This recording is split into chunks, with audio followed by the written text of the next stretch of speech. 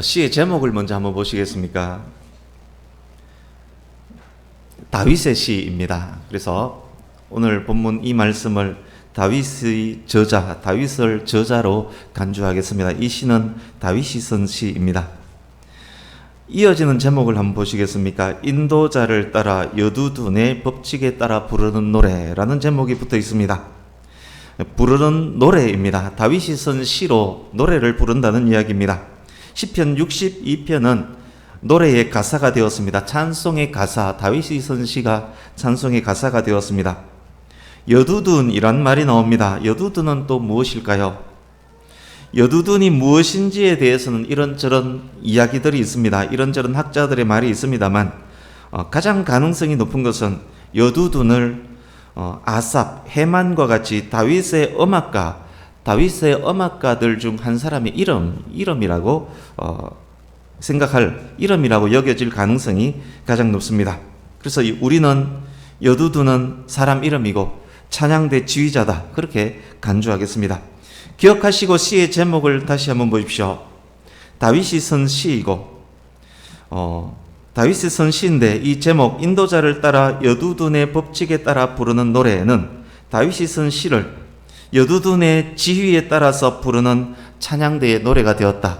여두둔의 지휘에 따라 부르는 찬양대의 노래, 이 시는 바로 그런 시입니다. 그렇게 이해하시면 정확한 이해가 될 것입니다. 이제 다윗이 쓴 시, 이 시의 배경, 다윗이 어떤 상황에서 이 시를 썼는지 배경에 대해서 알아봐야 하는데 시편 62편의 배경에 대해서는 정확하게 근거가 성경에 기록되어 있지 않기 때문에 어느 때인지 추측하기는 어렵습니다. 그러나 시인 다윗이 현재 처한 상황이 어떤지에 대해서는 알 수 있습니다. 3절, 4절을 한번 보십시오. 다윗의 현 상황에 대한 정보를 제공합니다. 대적자들의 공격을 받고 있는 위험한 상황입니다. 대적자들은 다윗을 높은 곳에서 밀어버리려고 꾀를 내고 있는 사람들입니다. 입으로는 축복합니다, 축복합니다 말은 하지만 마음속으로는 저주를 퍼붓고 있는 사람들입니다. 대적들의 그런 공격 앞에 다윗은 흔들리고 있습니다. 마치 넘어지는 담처럼, 흔들리는 울타리처럼 위태롭습니다. 대적자들은 그런 다윗의 상태 알고 계속 밀어붙여서 다윗을 죽이려고 하고 있습니다. 이런 위급하고 위험한 상황에서 다윗은 무엇을 의지할 수 있을까요? 다윗은 누구를 의지할까요? 오늘 본문에서 다윗이 의지할 수 있는 것 중 하나로 사람들이 등장합니다. 다윗이 사람들을 의지하면 이 위기 상황을 벗어날 수 있을까요? 우리 9절을 같이 한번 읽어보겠습니다. 9절 시작. 아 슬프도다 사람은 입김이며 인생도 속임수이니 저울에 달면 그들은 입김보다 가벼우리로다. 지금 9절을 통해서 사람을 의지할 수 없다라고 말하고 있습니다. 왜 사람을 의지할 수 없는 것인가요? 사람도 사람 나름 아닙니까? 돈 많고 권력 있는 사람들, 착하고 신실한 사람들, 학식 있는 사람들은 의지할 만하지 않습니까? 과연 그럴까요? 그것에 대한 답까지 얻기 위해서 우리는 9절을 조금 더 살펴봐야 합니다. 사람은 입김이다 라고 합니다. 이게 무슨 말인가요? 우리 성경에서 사람으로 번역된 원어는 베네 아담입니다. 직역하면 사람의 아들입니다. 이것은 일반인을 일컫는 말입니다. 개역 한글 옛날 성경은 여기에 사람을 천한 자로 번역을 합니다. 새 번역은 낮은 자로 번역합니다. 영어 성경은 낮은 신분으로 번역합니다. 그래서 일반적으로 여기에 있는 사람은 흙수저 물고 난 사람들, 일반적인 사람들, 천한 사람들을 일컫는 말입니다. 입김으로 번역된 히브리 원어는 전기를 의미하는 단어 헤벨입니다. 전도서 기자가 헛되고 헛되도다 했을 때 그 헛됨을 번역한 단어가 바로 헤벨입니다. 사람은 입김이다. 이 말씀의 의미는 힘없고 연약한 사람은 한번 쉬는 호흡과 같다는 그런 의미입니다. 살짝 기분 나쁘지 않습니까? 힘없고 돈 없고 백 없는 저와 여러분을 헛되다, 입김과 같다라고 말하고 있습니다. 마치 사악한 정치인들, 돈만 밝히는 재벌들의 말 같지 않습니까? 민중은 개 돼지다라고 말했던 어떤 고위 간부, 고위 공무원의 말처럼 여겨지지 않습니까? 그렇다면 힘 있고 돈 있고 권력 있는 높은 사람들은 헛되지 않다는 말입니까? 힘 있는 자는 다를까요? 9절에 인생으로 번역된 히브리 원어는 베네 이쉬라는 단어입니다. 아담도 사람을 의미하고 이쉬도 사람을 의미하지만 일반적으로 이쉬는 힘 있는 사람을 의미하는 단어입니다. 힘 있고 능력 있는 사람은 낮은 자와 다를까요? 9절을 보면 그렇지 않습니다. 베네 이쉬는 속임수와 같습니다. 속임수로 번역된 원어는 거짓말, 허위, 사기를 의미하는 단어입니다. 그렇습니다. 힘 있다고 하는 자들 역시 헛것입니다. 낮은 자, 높은 자 할 것 없이 다 저울에 달아보았지만 그들 모두를 합쳐도 그들 모두를 괄호로 묶어서 거기에 100제곱을 하더라도 입김보다 가볍습니다. 인생은 헛것입니다. 인생은 헛되고 헛됩니다. 낮은 자, 높은 자 모두 한순간에 입김과 같이 헛된 것입니다. 그러니 우리가 어떻게 그들을 사람을 의지할 수 있다는 말입니까? 10절을 보십시오. 그래서 다윗이 말합니다. 사람 의지할 거 없다. 그러니 포악하게 살지 마라. 억압하는 힘을 의지하지 말라. 빼앗아서 무엇을 해보겠다는 생각하지 말아라. 재물이 늘어나더라도 거기에 마음 두지 말아라. 그 모든 것은 한 번 쉬는 호흡과 같은 것이다. 마치 전도서를 읽고 있는 착각이 들 정도입니다. 그렇다면 무엇을 의지해야 된다는 말입니까? 많은 압력들이 있는데, 수많은 공격들이 있는데, 넘어지는 담과 흔들리는 울타리 같이 위급한 상황인데, 이 상황에서 무엇을 의지할 수 있다는 말입니까? 우리 1, 2절 함께 읽어보겠습니다. 1절, 2절 시작. 나의 영혼이 잠잠히 하나님만 바라며 나의 구원이 그에게서 나오는도다.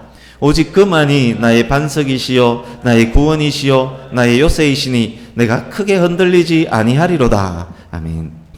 시인이 자신에게 이렇게 말합니다. 위험하냐? 불안하냐? 속에서 불만이 막 터져 나오느냐? 하나님만을 바라보라. 하나님께 기도하라. 불평불만 말고 잠잠히 기다리며 하나님께 기도하라. 왜인지 아느냐? 하나님만이 나의 반석이요 나의 구원이요 나의 요새이시다. 잠잠히 하나님만 바란다면 내가 크게 흔들리지 않을 것이다. 그런데 자세히 보십시오. 하나님만을 바라지만 전혀 흔들리지 않는 것은 아닙니다.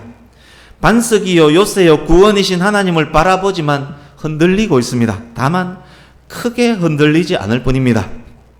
그렇습니다. 여러분, 예수님을 믿기 시작했다고 내가 전혀 흔들리지 않는 것 아닙니다. 우리는 연약하기 때문에 여전히 요동할 수밖에 없는 사람들입니다. 다만 크게 흔들리지 않습니다. 그러기에 크게 흔들리지 않기 때문에 성도는 환난과 역경을 이겨낼 수 있는 것입니다. 일단 성도가 되면 환난과 역경을 이겨낼 수 있습니다. 이제 5절, 6절을 같이 한 번 더 읽습니다. 5절, 6절 시작.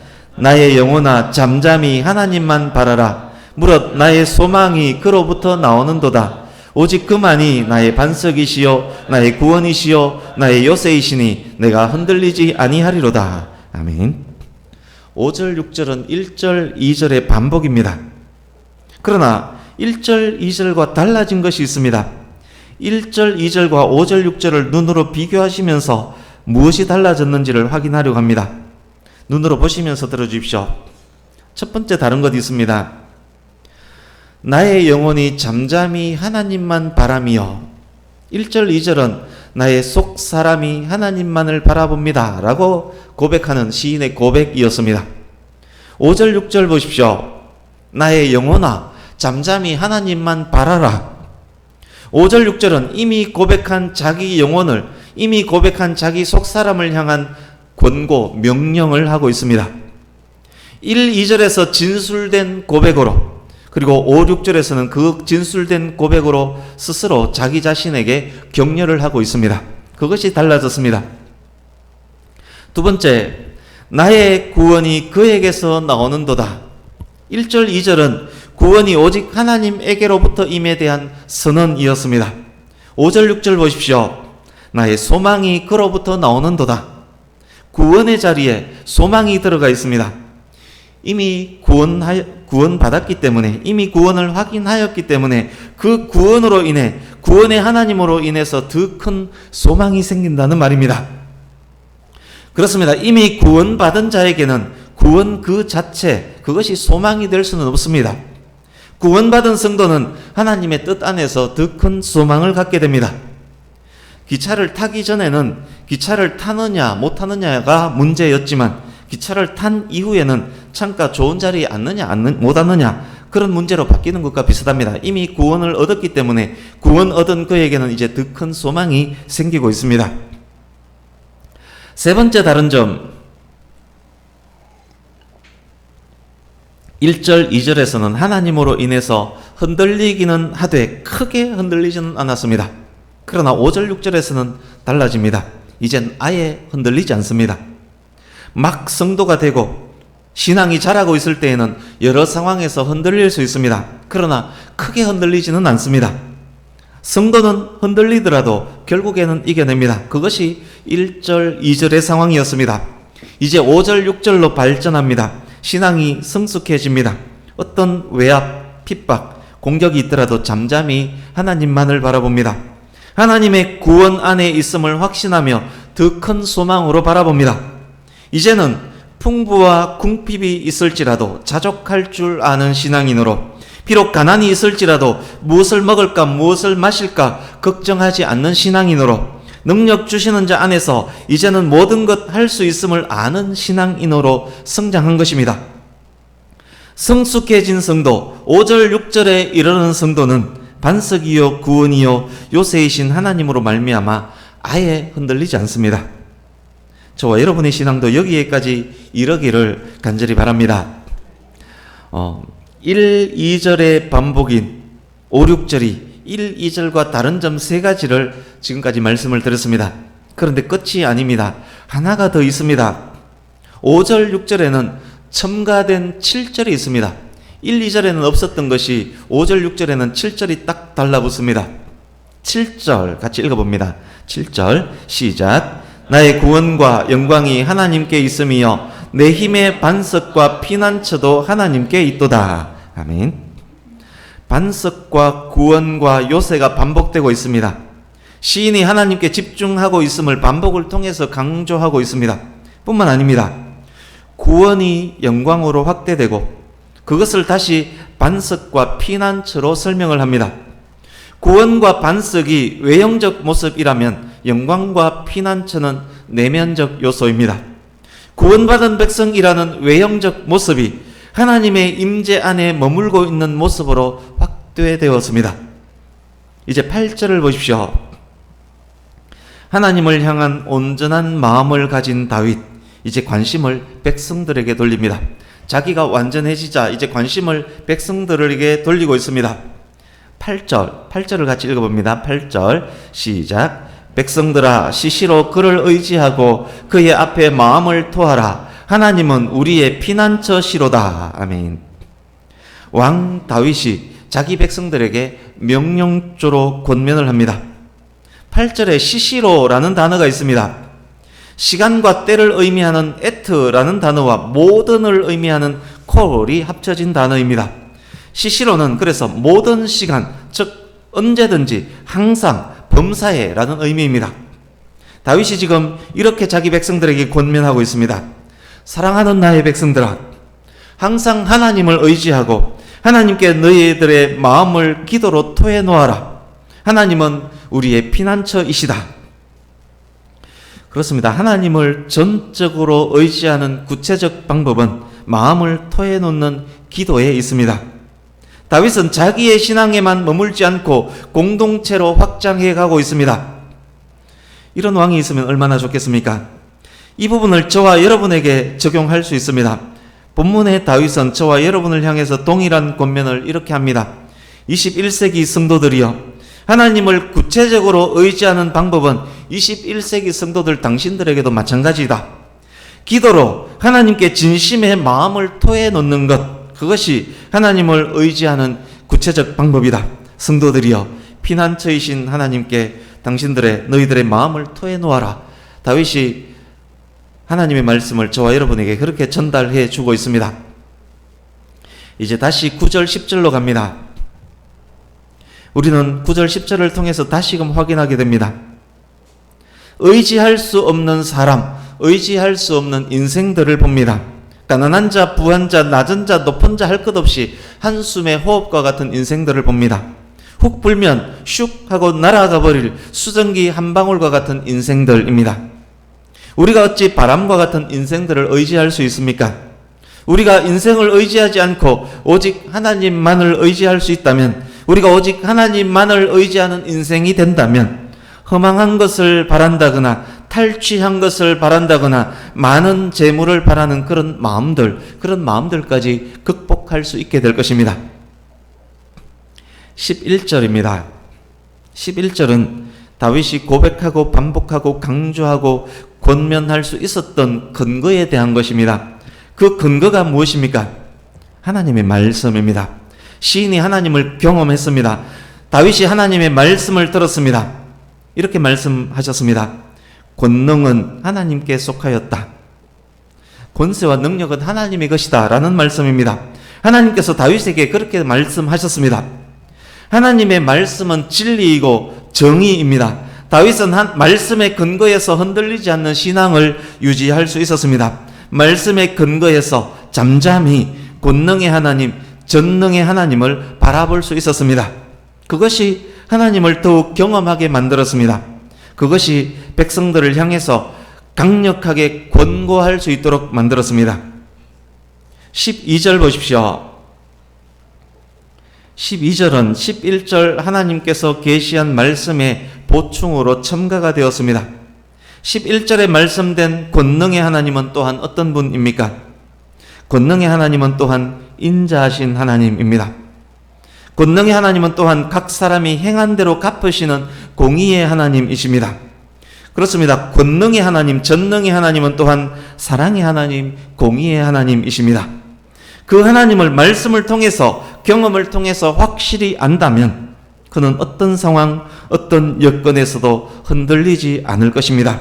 불평불만하지 않고 기도하며 소망 가운데 잠잠히 하나님만을 바라보는 사람이 될 것입니다. 속사람이 영원히 잠잠히 오직 하나님만을 바라볼 수 있게 되는 그런 사람으로 변화되어질 수 있는 것입니다.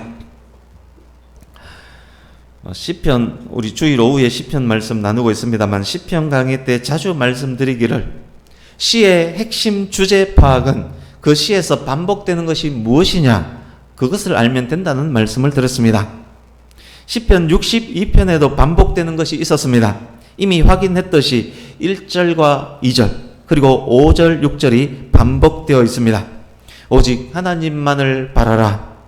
하나님은 나의 구원, 방패, 소망, 요새 피난처이시다. 그것이 시편 62편에서 반복되고 있고, 그것이 또한 시편 62편의 핵심 주제입니다. 그 주제에 대해서는 이미 설명을 드렸습니다. 그런데 아직 전해드리지 않은 중요한 반복 한 가지가 더 있습니다. 시편 62편에는 1, 2절, 5, 6절에 나타난 주제 이상으로 반복되는 것 하나 있습니다. 그렇지만 우리가 보는 성경의 번역으로는 확인할 수가 없는 반복입니다. 1, 2, 4, 5, 1, 2, 4, 5, 6, 9절을 보십시오. 1, 2, 4, 5, 6, 9 외우셔야 됩니다. 1, 2, 4, 5, 6, 9. 히브리 원문 1, 2, 4, 5, 6, 9절 앞에는 아크라는 단어가 반복되어 기록되어 있습니다. 원문에는 아크가 1, 2, 4, 5, 6, 9줄 앞에 있습니다. 동일한 단어가 무려 6번 반복된 것입니다. 오늘도 문제 하나 내드리겠습니다. 좀 많이 어려운 문제일 수 있습니다. 1, 2, 4, 5, 6, 9절 앞에 아크라는 단어가 있다면 아크라는 단어의 의미는 무엇일까요? 이게 문제입니다. 약 20초의 시간을 드리겠습니다. 꼭 맞추겠다는 생각 마시고 그냥 깊이 한번 생각하시면서 아크가 무슨 의미일까 생각해 보시면 좋겠습니다. 그것을 인지할 수 있다면 은사가 여러 개가 있는데 그 은사 중에 지혜의 말씀의 은사를 선물로 받은 분이라고 그렇게 확신해도 될 듯합니다. 1, 2, 4, 5, 6, 9절 앞에 아크라는 단어가 있는데 아크는 무슨 의미일까요? 눈치가 조금 빠르다면 이것저것 살펴보면 맞출 수 있을지도 모르겠습니다.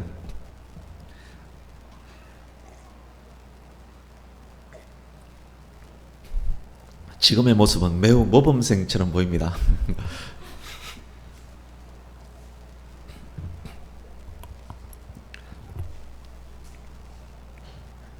혹시 아시겠습니까?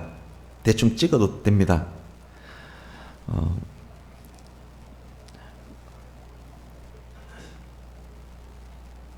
아크는 답을 말씀드리겠습니다. 아크는 히브리어 사전에는 오직, 그럼에도 불구하고, 확실히, 그러나의 의미를 가진 불변사입니다. 오직, 그럼에도 불구하고, 확실히, 그러나. 아크는 번역이 되지 않을 때가 많습니다. 안타깝게도 시편 62편 우리 성경에도 아크라는 단어는 번역되지 않았습니다. 이제 아크의 의미를 넣어서 1, 2, 4, 5, 6, 9절을 제가 읽어보겠습니다. 1절 보십시오. 아크라는 단어가 있다고 생각하십시오. 그러나로 번역하면 정확한 번역이 될 것입니다. 그러나 나의 영혼은 잠잠히 하나님만을 바라본다. 그렇다면 아크라는 단어 앞에 글자로는 쓰여지지 않지만 그 행간의 의미, 그 의미를 읽을 수 있어야 합니다. 이런 의미입니다. 많은 압력이나 공격이 있지만 그러나 나의 영혼은 잠잠히 하나님만 바라본다. 2절도 마찬가지입니다. 행간에 이런 내용이 있습니다. 다른 많은 것들도 힘이 된다라고 사람들은 말하지만 그러나 나에게 오직 하나님만 반석이고 구원이고 요새이시다. 4절 대적들이 성공할 가능성은 없다. 대적들이 성공할 가능성은 없다. 그러나 그런데도 그들은 속이고 거짓말하는 데 열중한다. 성공할 가능성 없는데 그들은 속이고 거짓말하는 데 열중한다. 5절 대적들의 많은 위협들이 있다. 그러나 나는 흔들리지 않는다. 6절 어떤 사람들은 다른 힘도 필요하다 말한다. 그러나 나에게는 오직 하나님밖에 없다. 9절 사람들이 큰 도움이 된다. 부자는 정말 도움이 된다 라고 아무리 떠들지라도 그러나 천한자나 일반인이나 부자나 권력자나 모두 헛것에 불과하다. 그렇습니다. 시편 62편 깊은 곳에는 그런 마음, 그런 생각, 그런 하나님을 향하는 것이 이 아크라는 단어를 통해서 볼 때, 반복되는 아크를 통해서 볼 때 시편 69편 안에는 그런 의미가 깊이 깊이 포함이 되어 있습니다. 이제 말씀을 정리해 가겠습니다. 다윗이 하나님을 온전히 바라보았습니다. 구원의 하나님을 고백했습니다. 더 큰 소망 가운데 하나님을 바라보았습니다. 크게 흔들리지는 않았지만 조금씩은 흔들렸던 다윗이 이제는 미동도 하지 않습니다. 하나님 안에서, 하나님 임재 안에서 다윗은 평안을 얻었습니다. 궁금한 것 있습니다.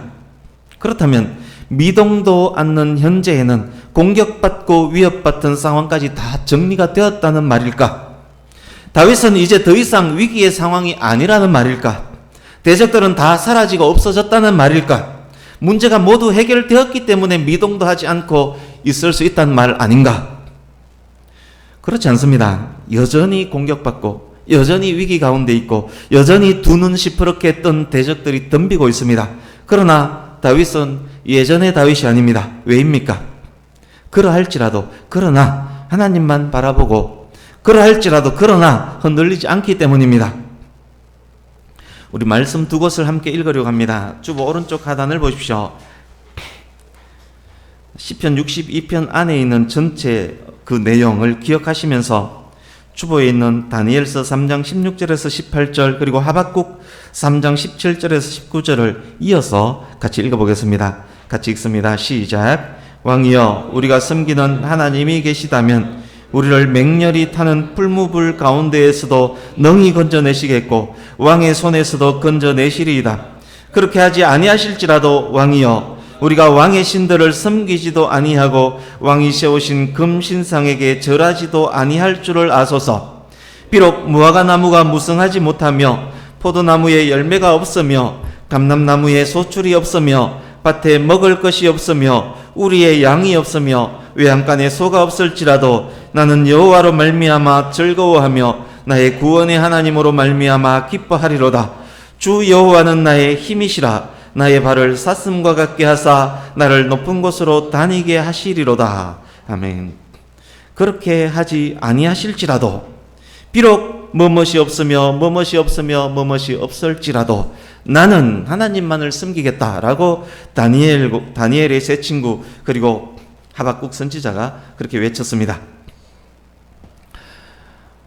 요즘 국내외 정세로 인해서 나라의 정치, 사회, 경제, 문화 전반에 어려움을 맞고 있습니다. 성도된 우리는 나라와 민족을 위해서 반드시, 나라와 백성들을 위해서 반드시 기도해야 할 것입니다. 최근 교회 상황도 많이 어려워졌습니다. 큰 교회에는 어떤 영향이 없을지 모르겠습니다만 작은 교회들은 영향을 많이 받고 있는 듯합니다. 우리 교회도 마찬가지입니다. 머지않아 각 가정과 개인들도 그 여파를 피부로 느끼게 될 가능성이 매우 많을 것입니다. 그러나 그렇다고 우리가 흔들릴 수는 없습니다. 조금은 흔들릴지라도 크게 흔들려서는 안 됩니다. 우리가 그리스도인이라면 약간 흔들릴 수 있을지는 몰라도 크게 흔들릴 이유가 없습니다. 뿐만 아닙니다. 이런 상황일수록 더욱 우리의 신앙은 성장해야만 할 것입니다. 나라가 위기에 있다면 이 위기가 오히려 기회로 만드는 그런 지혜가 꼭 필요할 것입니다. 개개인도 마찬가지입니다. 이런 상황들이 우리의 발전, 우리의 성장을 위한 기회로 만들어야 할 것입니다. 우리의 믿음이 한 단계 더 성장한다면 조금의 흔들림도 없이 주 안에서 굳건히 설 수 있을 것입니다.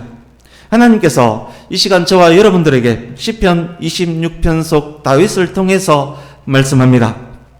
이런 굳건한 신앙으로 성장하라. 말씀과 기도로 흔들리지 않는 신앙인으로 성장하라. 그리 아니하실지라도, 비록 아무것도 없을지라도 잠잠히 하나님을 바라볼 수 있는 신앙인으로 더욱 성장하라. 그렇게 말씀하고 계십니다. 이어서 부드럽지만 위험 있는 목소리로 또 말씀합니다. 내가 너의 반석과 요새와 피난처자니, 네가 내 안에 굳건히 서 있기만 한다면 흔들릴 이유 조금도 없다. 조금 더 흔들릴 필요가 없다. 그렇게 말씀하시면서 위로와 권면을 해주고 계십니다. 사랑하는 성도님 여러분, 저와 여러분의 남은 생의 모든 날 동안 어떤 어려움, 어떤 위기가 있을지라도 하나님을 더욱 알고 하나님을 더욱 의지하고 흔들리지 마시기 바랍니다. 구원의 하나님께 마음을 토하며 기도하시면 됩니다. 불평 말고 잠잠히 여호와 하나님만을 바라보면 됩니다. 하나님 한 분만으로 감사하며 즐거워할 수 있으면 됩니다. 이 기회가 오히려 저와 여러분을 더욱 다윗과 같고 하박국과 같고 다니엘과 그리고 다니엘의 세 친구와 같은 믿음의 사람으로 성숙하게 만드는 기회로 삼는 지혜로운 우리가 될 수 있기를 간절히 바랍니다. 이제 말씀을 마칩니다.